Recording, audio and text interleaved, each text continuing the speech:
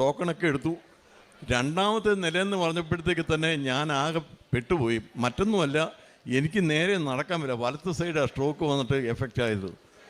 അപ്പം എങ്ങനെ ഇതിന് മേളിൽ ചെല്ലും എന്ന് ഞാൻ എൻ്റെ അമ്മയെ എങ്ങനെ എൻ്റെ മേളിൽ ചെല്ലും, ഞാൻ ഇവിടെ വരെ വന്നതല്ലേ.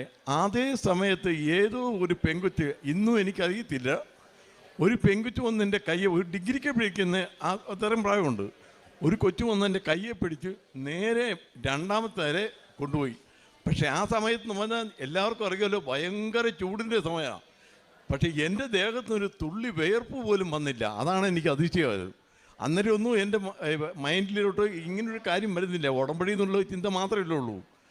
എന്നെ കൂട്ടിക്കൊണ്ട് രണ്ടാമത്തെ നിലയിൽ പോയി ക്ലാസ്സുകളെല്ലാം കഴിഞ്ഞ് ഇതെല്ലാം കഴിഞ്ഞ് ഞാൻ തിരിച്ചിറങ്ങി വരുമ്പോൾ വീണ്ടും ഇത് അവിടെ നിൽപ്പുണ്ട്, എന്നെ വെയിറ്റ് ചെയ്ത് നിൽക്കുക. അത് കഴിഞ്ഞ് ഒന്നാമത്തെ വന്ന് സീൽ ചെയ്യിക്കുക വേണ്ടേ.